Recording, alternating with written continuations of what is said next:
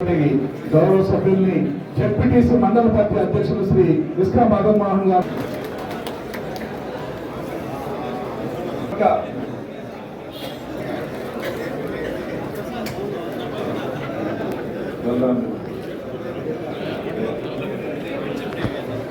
Complete చేయండి. Committee సందర్భంగా అందరం కలవడం జరుగుతుంది. రెడీగా రావాలా. అయితే నాకు తెలిసినంత వరకు నేను ఒక్క మాట చెప్పుకున్నాను.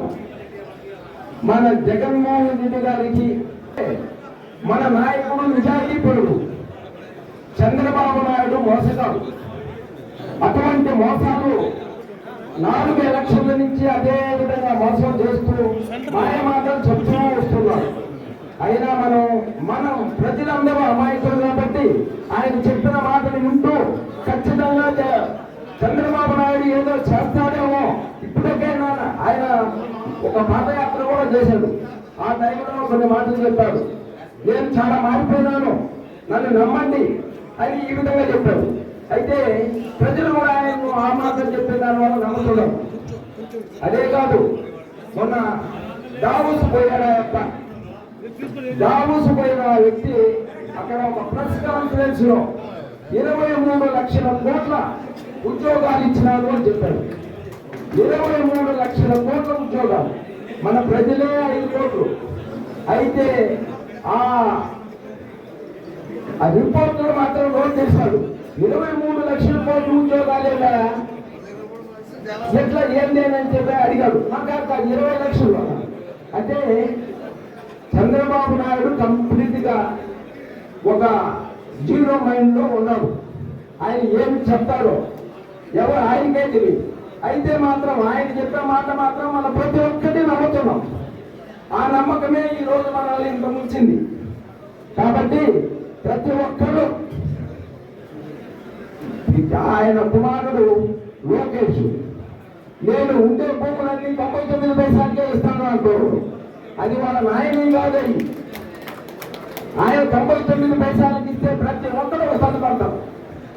ఎవరాను ఇచ్చేదానికి భూములు అనేది వాళ్ళ ఫ్యామిలీ, చంద్రబాబు నాయుడు ఫ్యామిలీ సంపాదన పడితే రాజకీయాల్లోకి వచ్చారు, సంపాదించుకుంటున్నారు.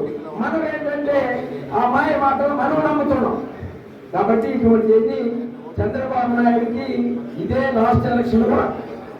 చంద్రబాబు నాయుడికే కాదు, ఆ ఫ్యామిలీకే లాస్ట్ ఎలక్షన్.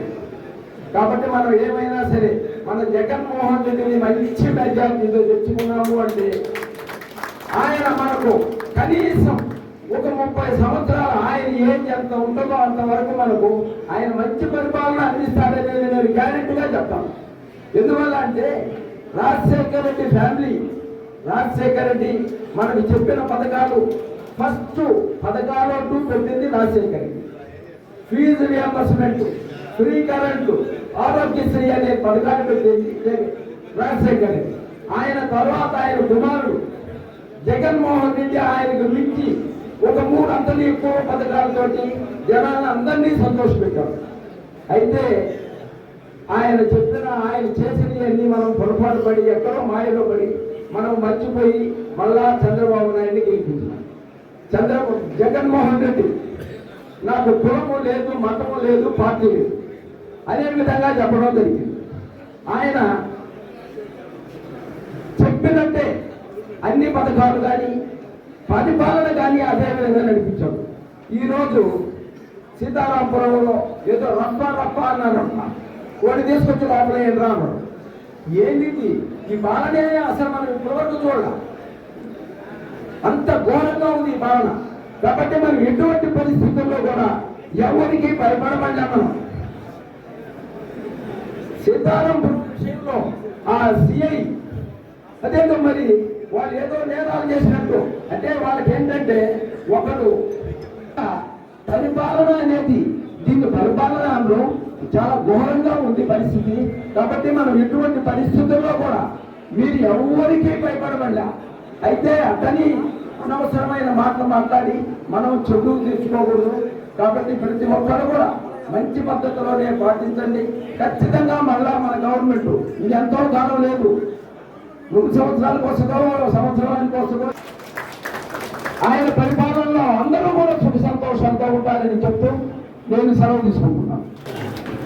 వ్యక్తిని నియమించుకుంటూ డెమోక్రటిక్ వేలో అందరూ కూర్చొని మన కేడర్ని మనం ఎవరెవరు ఏ పదవి ఉండాలని పార్టీ స్ట్రక్చర్ని క్రియేట్ చేసుకొని దాని ద్వారా గ్రామాల్లో పార్టీ కార్యక్రమాలు కానీ అలాగే రాబోయే రోజుల్లో మన ప్రభుత్వం చేయబోయే కార్యక్రమాలన్నీ కూడా మన కార్యకర్తలు నిర్ణయించే విధంగా పెద్దలు నిర్ణయించి ఆ యొక్క కార్యక్రమాన్ని పూర్తి చేయడం కోసం ఈరోజు మనం అందరం ఇక్కడికి సమావేశమయ్యాం. దీని ద్వారా ఏదైతే ఈ కూటమి ప్రభుత్వం చేస్తున్నటువంటి అరాచకతను ఎదుర్కోవడానికి ఈజీ అవుతుంది.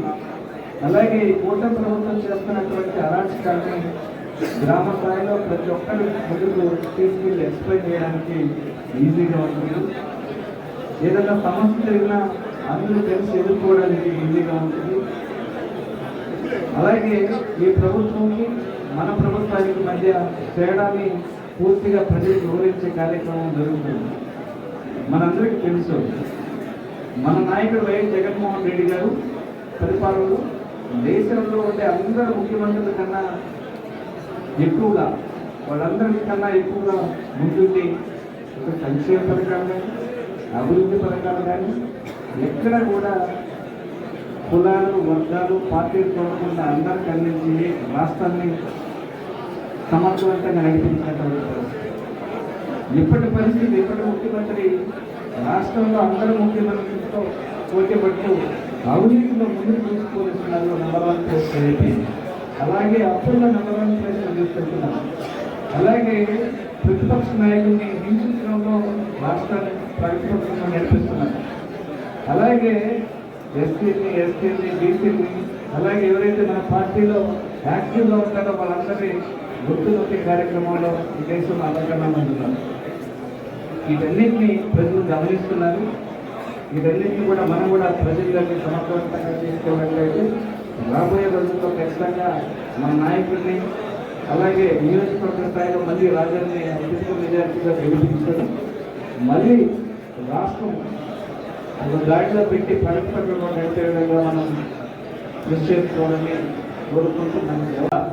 అధ్యక్షులు కాకాని గోవర్ధన్ రెడ్డికి, అలాగే పెద్దలు గౌరవనీయులు పూజ్యులు మీ అందరికీ ఏదన్నా ఫ్యామిలీకి అత్యంత దగ్గరగా ఉన్నటువంటి రాజన్నకి, అలాగే నెల్లూరు పార్లమెంట్ నియోజకవర్గ పరిశీలకులు వెంకే వెంకటరెడ్డి పెద్దలు, అలాగే మాజీ జిల్లా పరిషత్ చైర్మన్, అలాగే మీ అందరినీ చూసేటువంటి అవకాశం, మీతో కలిసి మాట్లాడేటువంటి భాగ్యాన్ని కల్పించినటువంటి నా సోదరులు పార్టీ ఇన్ఛార్జ్ మేకపాటి రాజగోపాల్ రెడ్డి గారికి, వేదిక మీద ఉన్నటువంటి మరొక సోదరుడు తిరుపతి పార్లమెంట్ సభ్యులు, ప్రత్యేకంగా టాస్క్ ఫోర్స్ నియమిస్తే ఆ టాస్క్ ఫోర్స్ లో ఈ జిల్లాకు సంబంధించి సభ్యుడిగా వ్యవహరిస్తున్నటువంటి గురుమూర్తి గారు,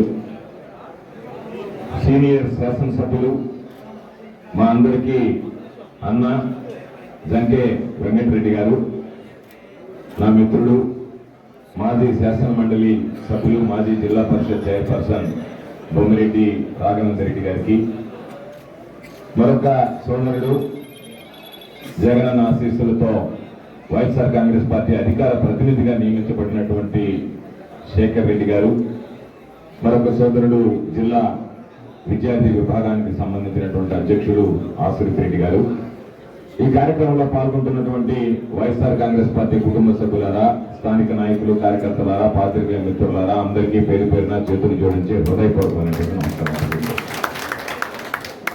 ఈరోజు ప్రత్యేకించి ఈ కార్యక్రమాన్ని మనం ఏర్పాటు చేసుకోవడానికి కారణం, గ్రామ స్థాయిలో కమిటీలు నిర్మించాలి అనేటువంటి లక్ష్యంతో ఈరోజు ఈ కార్యక్రమాన్ని మనం నిర్మించుకోవడం జరిగింది.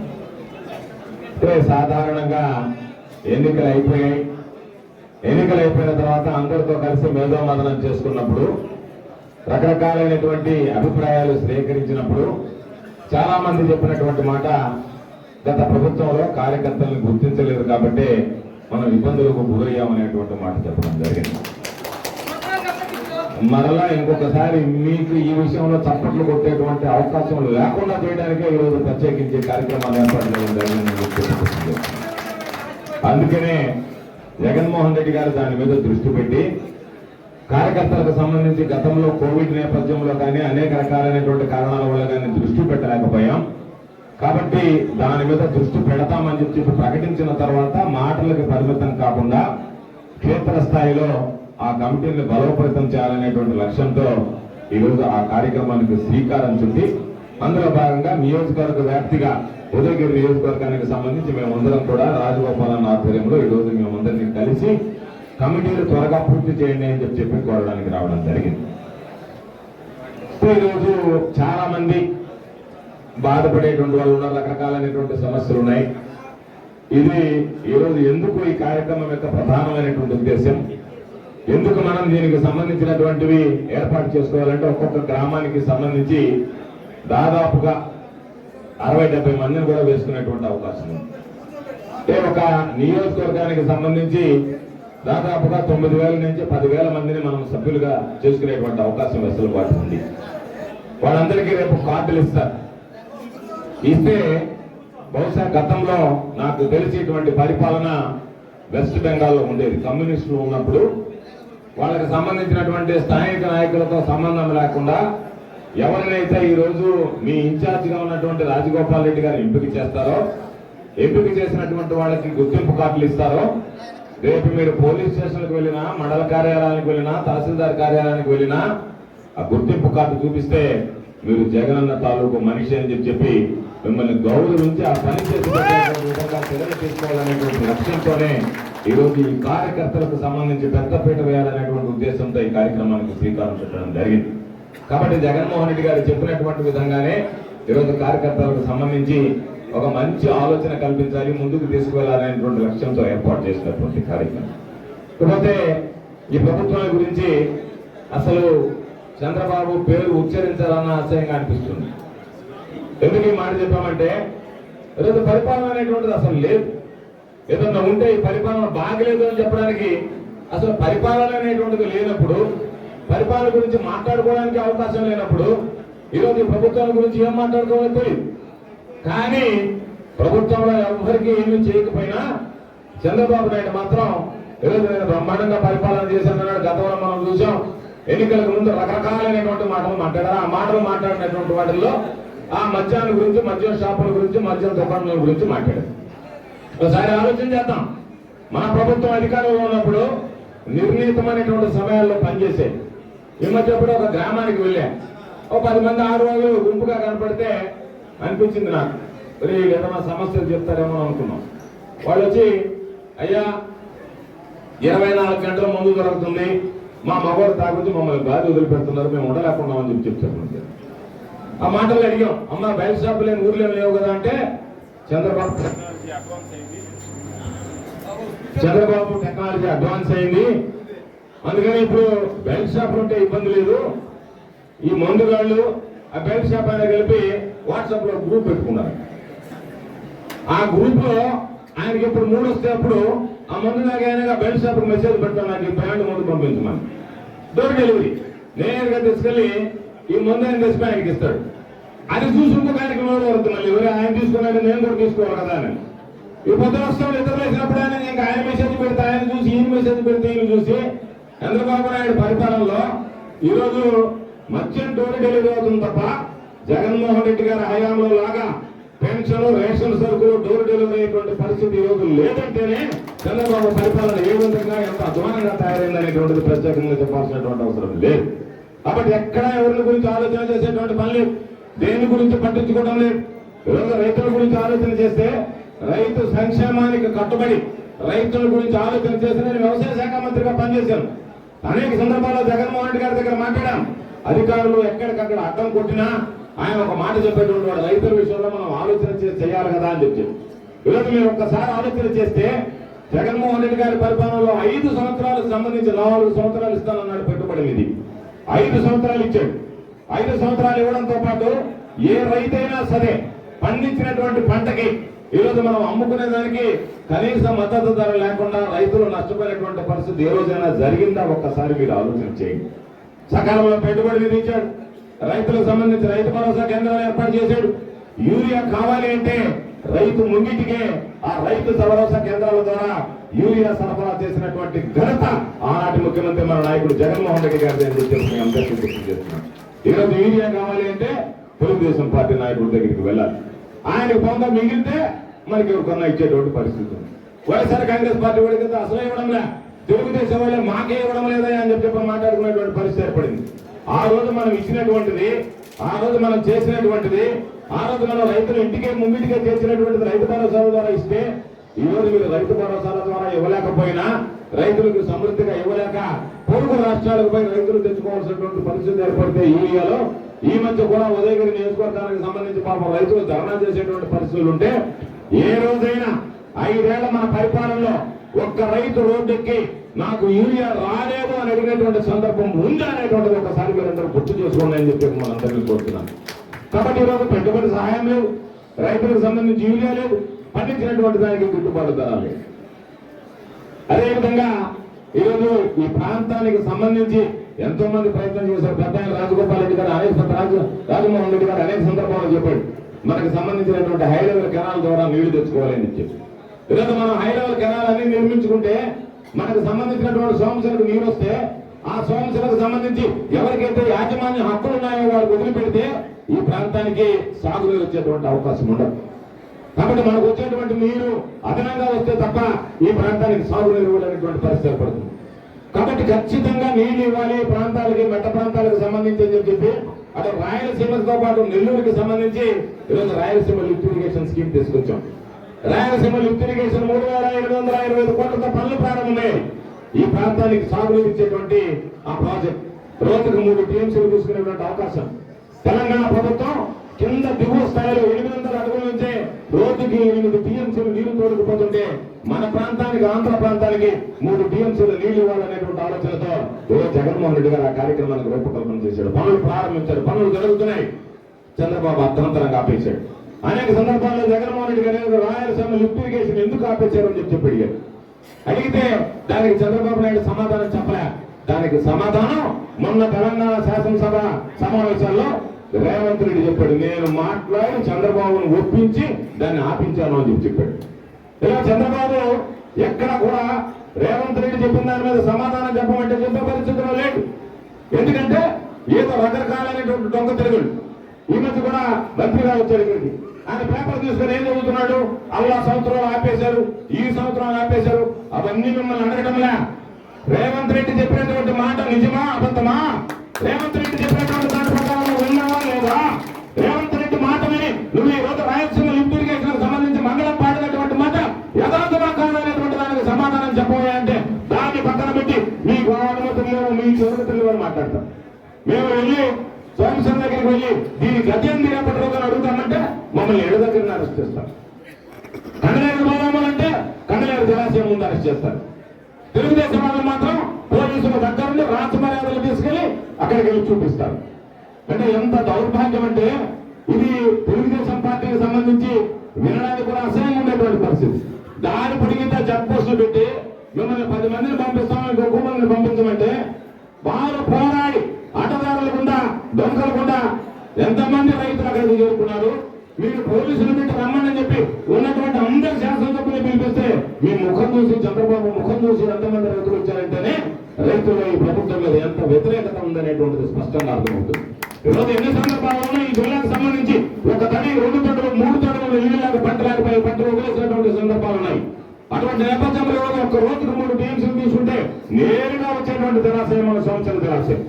అక్కడి నుంచి మనం లిఫ్ట్ కొట్టుకోవాలన్నా, లిఫ్ట్ ఇరిగేషన్ సంబంధించి రేపు హైలో కెనాల్ వచ్చినా ఈ ప్రాంత అవసరాలకు సంబంధించి అయ్యా మాకు సరిపోలేదు, ఒక లిఫ్ట్ 2 రోజులు మాకు పంటలు ఎండిపోయేటువంటి పరిస్థితి ఏర్పడిందని 6 తడి పంటలు కావచ్చు, 1 గంట పంటలు కాదు. నేరుగా మనం 1 రోజులో 3 టీఎంసీలు తెచ్చుకునేటువంటి అవకాశం ఉంటే దాదాపుగా చివరి 3-4 తమిళకు సంబంధించి ఎండిపోయేటువంటి పరిస్థితి ఏర్పడితే 1,02,00,000 ఎకరాలకి 2 రోజుల మోటార్లు నడిస్తే మనం నీళ్లు తెచ్చుకునేటువంటి వెసులుబాటు. కాబట్టి ఈరోజు రాయలసీమ లిఫ్ట్ ఇరిగేషన్ ని ఈరోజు మండలం పాడేశాం. అదేవిధంగా ఈరోజు మరలా ఆలోచన చేసి మెడికల్ కళాశాల తీసుకొచ్చాం. 15 మెడికల్ కళాశాల జగన్మోహన్ రెడ్డి గారు తీసుకొస్తే ఏ రోజు జగన్మోహన్ రెడ్డి గారు నేను 15 మెడికల్ కళాశాలకు తెచ్చామని చెప్పుకోలేకపోయాడు. ఆ 15 మెడికల్ కళాశాల జగన్మోహన్ రెడ్డి గారు తీసుకొస్తే దాన్ని ఆపేయాలి, దాన్ని అమ్మేయాలి అనేటువంటి ఆలోచనతో చంద్రబాబు ప్రయత్నం చేస్తే ఈరోజు ప్రజలందరికీ అర్థమైంది, అయ్యో జగన్మోహన్ రెడ్డి గారు 17 మెడికల్ కళాశాలలు తెచ్చడా మాకు తెలియదు అన్నట్టుగా ఈరోజు పరిపాలనలో రోజు మార్పు వచ్చేటువంటి పరిస్థితి ఏర్పడింది. అందులో భాగంగా ఈరోజు కోటి సంతకాల సేకరణ ఏర్పాటు చేస్తే ఉదయగిరి నియోజకవర్గానికి సంబంధించి కూడా ఈ కోటి సంతకాల సేకరణ కార్యక్రమంలో పెద్ద ఎత్తున పాల్గొని జయప్రదం చేసినందుకు మీ అందరికీ సందర్భంగా హృదయపూర్వకమైనటువంటి ధన్యవాదాలు తెలియజేస్తున్నాం. రాజగోపాలన్ ఆధ్వర్యంలో చేపట్టినటువంటి కార్యక్రమానికి ఈరోజు పెద్ద ఎత్తున స్పందన వచ్చింది. ఈ నియోజకవర్గం నుంచి కూడా చాలా మంది ఈ కోటి సంతకాల సేకరణ కార్యక్రమంలో పాల్గొనడం జరిగింది. అదేవిధంగా మీరు ఒక్కసారి చూస్తే ఈ ప్రభుత్వంలో ఏదైనా ఇచ్చారా చంద్రబాబు అంటే చంద్రబాబు అనేటువంటి వాడు అసహ్యం లేనటువంటి వాడు, అసహ్యాన్ని జయించినటువంటి వాడు చంద్రబాబు. సాధారణంగా మనం వింటాం, ఘోరమైనటువంటి తపస్సు చేసి అనేక రకాలైనటువంటి వరాలు పొందారు అని చెప్పింది. చంద్రబాబు నాయుడు ఘోరమైన తపస్సు చేసి పొందినటువంటి వరం ఏంటంటే, స్వామి నా బ్రతుక్కి అసహ్యం అనేటువంటిది లేకుండా చేసి చెప్పాడు. అసహ్యం అనేటువంటిది లేకుండా చంద్రబాబు. అందుకని చంద్రబాబు ఏదైనా చెప్తాడు. బహుశా అబద్ధాన్ని నిజమని చెప్పడంలో కానీ, నిజాన్ని అబద్ధం చేయడంలో కానీ, తప్పుని ఒప్పు అని మాట్లాడడంలో కానీ, ఒప్పుని తప్పు అని చెప్పి పలికించడంలో కానీ ఈ రాష్ట్రంలో, ఈ దేశంలో కాదు, ఈ ప్రపంచంలోనే చంద్రబాబు నెంబర్ 1 అనేటువంటి విషయాన్ని సందర్భంగా మనం గుర్తుంచుకోవాలి. చంద్రబాబు చెప్తుంటాడు, నేను నెంబర్ 1, నేను నెంబర్ 1, నేను నెంబర్ 1, నెంబర్ 1. దీంట్లో చంద్రబాబు వాటిలో చంద్రబాబు నెంబర్ 1.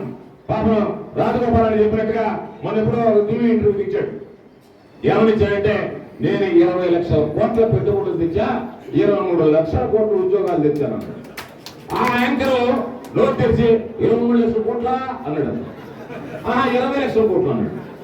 అంటే అబద్ధం చెప్పడానికి కూడా అతిన్నట్టు ఉండాలి కదా. పాపం చెప్పలేకపోయాడు. మరి అసహ్యం అతనికి చెప్పడానికి. అందుకని ఏమి చెప్పలేకపోయాడు. సరే నీకు ఇంగ్లీష్ రాదు అనుకున్నాం, ఇంగ్లీష్ లో చెప్పాడు. తెలుగులో అయితే చెప్పుండేవాడేమో, ఇంగ్లీష్ చెప్పాడు. సరే ఆయన ఇంగ్లీష్ కూడా నా ఇంగ్లీష్ ఉన్నట్టు ఉంటుంది కాబట్టి ఆయన నేను చెప్పాలనుకున్నది, నేను అర్థం చేసుకున్నది, ఒక 23 లక్షల మందికి ఉద్యోగాలు ఇచ్చానని చెప్పబోయేటప్పుడు 23 లక్షల కోట్లు అన్నాడు. చంద్రబాబు నాయుడికి, నేను చంద్రబాబు నాయుడు కొడుక్కి ఈరోజు ఈ వేదిక మీద నుంచి సవాల్ విసురుతున్నా. మీకు నీతి, జాతి, నిజాయితీ ఉంటే, నిబద్ధత ఉంటే, దమ్ము ధైర్యం ఉంటే, మీ ప్రభుత్వం వచ్చిన తర్వాత ఎంతమందికి మేము ఉద్యోగాలు ఇచ్చామో, గ్రామాల్లో సచివాలయాలు ఉన్నాయి, వార్డులో సచివాలయాలు ఉన్నాయి,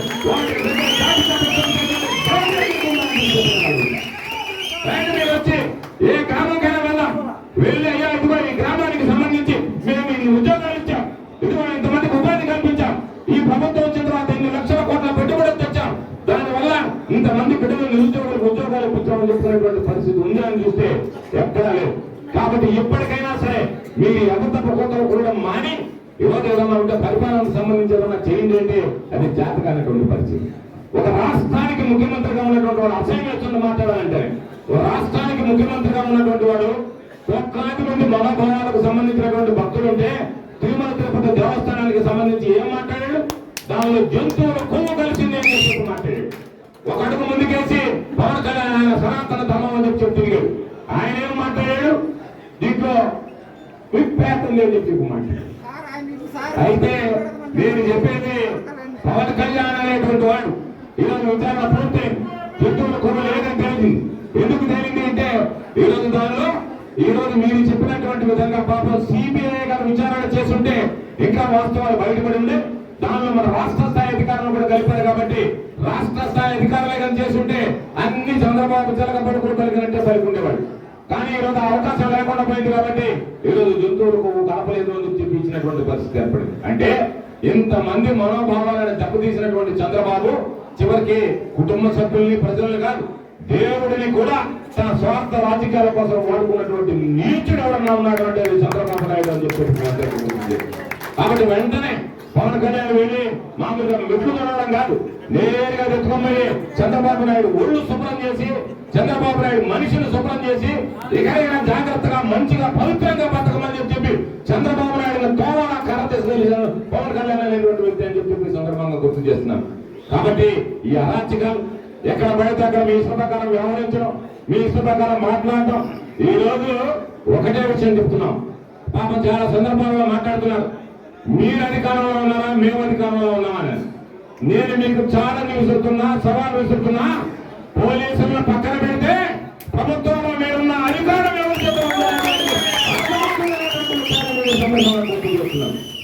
పోలీసులు అడ్డం పెట్టుకుని వచ్చేటువంటి వాడు ఒక నాయకుడా?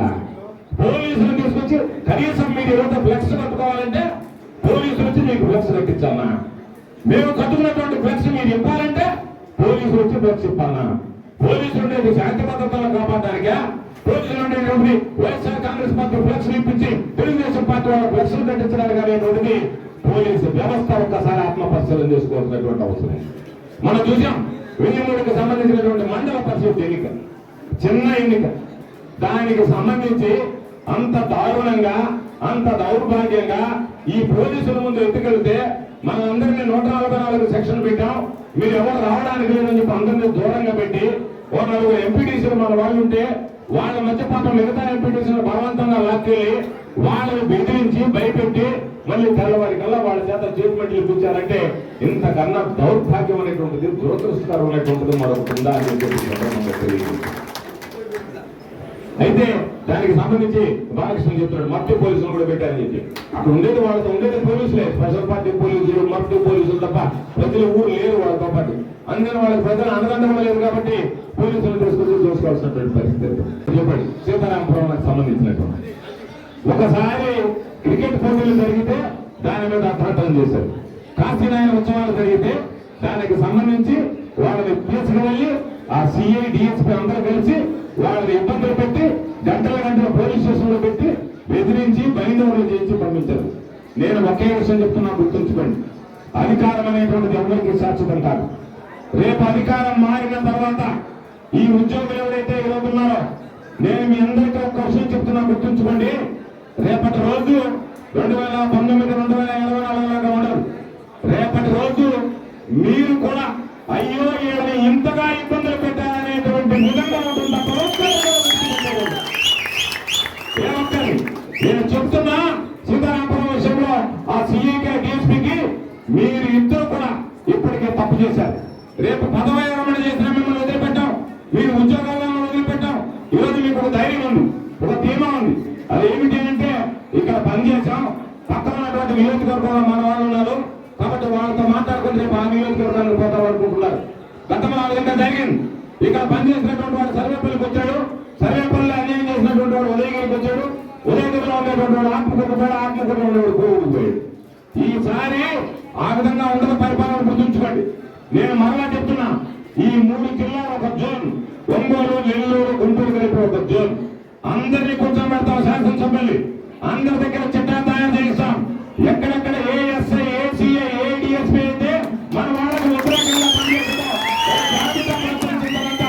శాశ్వతంగా వాళ్ళ మీద విచారణ జరిపిస్తాం. విచారణ జరిగిన తర్వాత తప్పులు తేలితే మీ ఉద్యోగాలే పోతాయా, మీరు చేయకపోతారా దానికి సిద్ధంగా మీరు అనుకుంటున్నారేమో మేము పదవి విరమణ చేస్తాం, డిఎస్పీతో మా పదవి కాలం అయిపోతుంది, ఆ తర్వాత మమ్మల్ని ఏం చేస్తాం. పదవి విరమణ చేయడం కాదు, జగన్ చెప్పినట్టుగా సప్త సముద్రాల ఏ స్థాయికి జరిగినా సరే విడిచిపెట్టేటువంటి ప్రసక్తి ఉండదని చెప్తున్నా. ఈ రోజు ఆ సీతారామపురంలో జరిగినటువంటి విషయానికి సంబంధించి ఆ సిఐని డిఎస్పీని హెచ్చరిస్తున్నా, మీ పద్ధతులు మార్చుకోండి, లేని పరిస్థితుల్లో భారీ మూల్యం చెల్లించవలసినటువంటి పరిస్థితి ఏర్పడుతుంది అని చెప్పి మీ అందరికీ తెలియజేస్తుంది. ఈరోజు అటువంటి నేపథ్యంలో ఎక్కడ చూసినా సరే పోలీసులు పెట్టుకోవడం, ఇష్టమైనగా వ్యవహరించడం, వారి ద్వారా దాడులు చేయించడం, వారితో పాటు ఎవరో మనకు చెప్పండి పోస్టింగ్, సోషల్ మీడియాలో పోస్టింగ్ పెడితే పోస్టింగ్ పెట్టిన వెంటనే ఎస్ఐ ఫోన్ చేసేవాడు ఒకసారి స్టేషన్ దగ్గర పుట్టుకుడుగా కూడా అన్ని తీసేసాడు.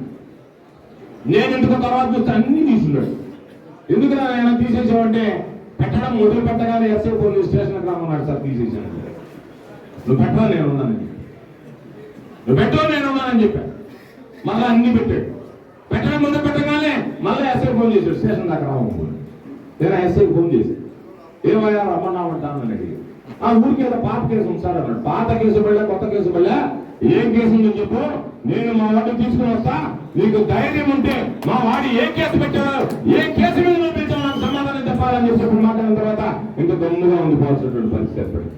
అంటే పోస్టింగ్లు పెడితే తప్ప, దానికి సంబంధించిన మాట్లాడితే తప్ప మీకు అసలు సిగ్గుందా? ఈరోజు గణతంత్ర దినోత్సవ వేడుకలు జరుపుకోవడానికి, గణతంత్ర దినోత్సవ వేడుకలకు సంబంధించిన రిపబ్లిక్ అర్థం మహనీయుడు బిఆర్ అంబేద్కర్ గారు రాసినటువంటి రాజ్యాంగాన్ని ఈరోజు ఆమోదించినటువంటి దినం కాబట్టి, ఆచరించినటువంటి దినం కాబట్టి ఈరోజు మనం గణతంత్ర దినోత్సవ వేడుకలు జరుపుకుంటున్నాం. ఆ రోజు ఏమనుంది? మాట్లాడేటువంటి స్వేచ్ఛ, స్వతంత్రంగా బతికేటువంటి హక్కు రాజ్యాంగం మనకు ప్రసాదిస్తే ఆ రాజ్యాంగం అంబేద్కర్ గారి రాజ్యాంగం పక్కన పెట్టి దళితులారా మీ రెడ్ బుక్ రాజ్యాంగం ఒకటి తీసుకొచ్చి నేను 3 పేజీలు అయ్యాయి ఇంకా ఉన్నాయని చెప్పి మీరు బెదిరిస్తే వైఎస్ఆర్ కాంగ్రెస్ పార్టీ శ్రేణులు భయపడేటువంటి పరిస్థితుల్లో లేవు అనేటువంటిది మీ అబ్బా కొడుకు తెలుసుకుంటే మంచిది అని చెప్పి సందర్భంగా తెలియజేస్తుంది.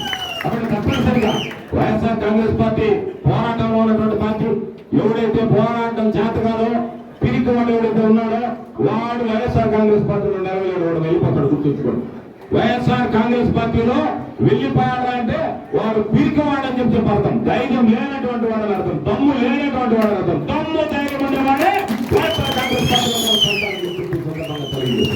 ఆ దమ్ము ధైర్యం ఉన్నటువంటి వాడిని ఎంపిక చేసి ఈరోజు ఆ కమిటీల రూపంలో వాళ్ళకు రేపు ఈ రోజు నాయకులు ముందుండి కార్యకర్తలను వెనక నడిపించడం కాకుండా కార్యకర్తలను ముందుంచి కార్యకర్తల అండతో నాయకులు నడవాలనేటువంటి ఆలోచనకే ఈరోజు జగన్మోహన్ రెడ్డి గారు శ్రీకారం చుట్టడం వల్లనే ఈరోజు ఇంత వచ్చాయి.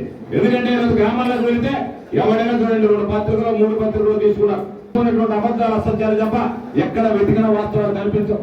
ఆ వాస్తవాలు కనిపించవు కాబట్టి ఈరోజు జనాలకు వాస్తవాలు తెలియాలి అంటే గ్రామ స్థాయిలో మనం కష్టపడి పనిచేసేటువంటి వాడు. దయచేసి మీ అందరికీ ఒకే విషయం చెప్తున్నా, ఎవరైతే మీరు కష్టపడి పని చేస్తారో, ఎవరైతే కష్టపడి పనిచేయడానికి సిద్ధంగా ఉంటారో అందరూ ముందుకు రండి. ఈరోజు రాజగోపాల్ అని చెప్పినట్టుగా మీకు ఖచ్చితంగా ఒకవేళ ఒక మెంబర్ ఎక్కువైనా వేద్దాం, కొన్ని కమిటీలు ఎక్కువైనా వేద్దాం. మీకు సంబంధించినటువంటి దాంట్లో ఒక 7 కమిటీలు ఏమని చెప్పారు. ఉమెన్స్ కమిటీ, మహిళా కమిటీ ఒకటి, రైతు సంబంధించి, ఎస్సీ సంబంధించి, బీసీకి సంబంధించి, విద్యార్థులకు సంబంధించి, యువతకు సంబంధించి, సోషల్ మీడియాకి సంబంధించి. మీకు ఇంకా ఇది కాదు 7 కమిటీలు కాదు, మాకు సంబంధించినటువంటి కులం ఉంది, మతం ఉంది కాబట్టి మేము ఇంకొకటి తీసుకుంటామంటే ముస్లిం మైనార్టీకి సంబంధించి చేసుకుంటారు, ఆ క్రిస్టియన్ మైనార్టీకి సంబంధించి చేసుకుంటారు, ఆ ఫిషర్మెన్ ఉంటే మీకు ఫిషర్మెన్ లేదు, మత్స్యకారులు ఉంటే మత్స్యకారులు వేసుకుంటారు. ఆ విధంగా ఆ గ్రామానికి సంబంధించి అదనంగా మాకు కమిటీ కావాలి అని చెప్పి గ్రామ స్థాయి నాయకులు వస్తే ఎన్ని కమిటీలు వీలైతే అన్ని కమిటీలు వేసుకోండి, ఏమి ఇబ్బంది లేదు.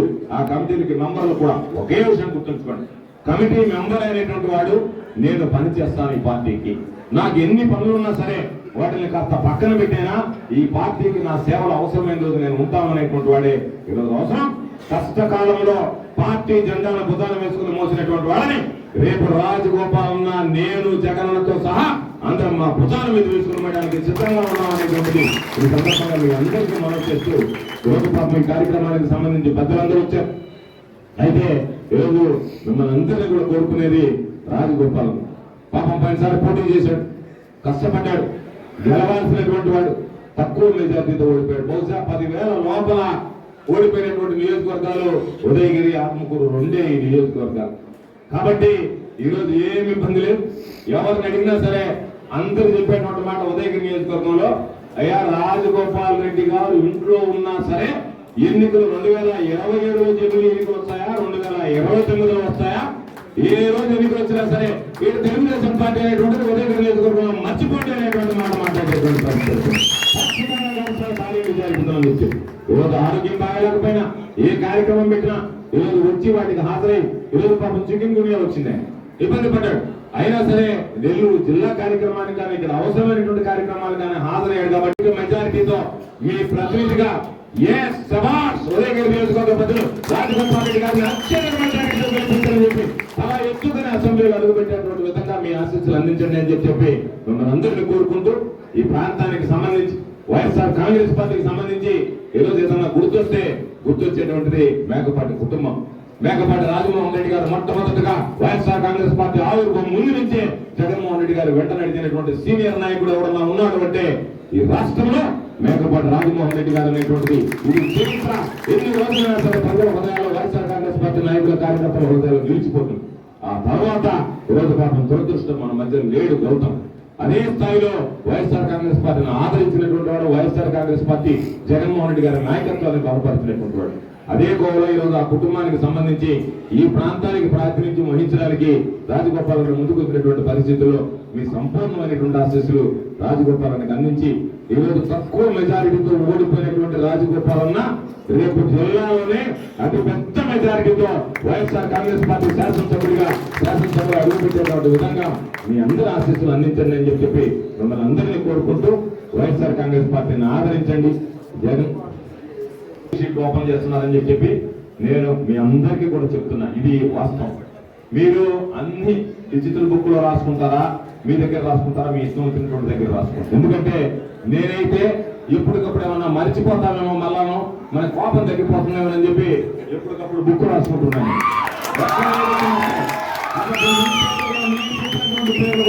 ఈరోజు బుక్ లో రాసుకుంటా, ఏమి ఇబ్బంది లేదు. మళ్ళీ ఇంటికి పోయేటప్పుడు కోపం తగ్గిపోవచ్చు, చూద్దాం లేని మొహం అనుకోవచ్చు. మనం వదిలేసేవాళ్ళని అక్కడికక్కడికి ఆ ప్రయత్నం చేస్తున్నాం. అందుకని ఊరంలో పోయేటప్పుడు ఎక్కడ ఏ సమస్య వచ్చినా రాసి పెడుతున్నాం కాబట్టి ఖచ్చితంగా రేపటి రోజు వీళ్ళందరి పేర్లు ఎక్కుతాయి. ఈ రౌడీ షీట్లు ఓపెన్ చేసేటువంటి వాళ్ళు ఎవరిని ఇద్దరు ఇబ్బంది పెడుతున్నారో మీరందరూ ఒకటే విషయం గుర్తుంచుకోండి. నేను ఈరోజు చెప్తున్నా, రేపు మీరు నాకు గుర్తు చేయండి, రాజగోపాలన్నకు గుర్తు చేయండి.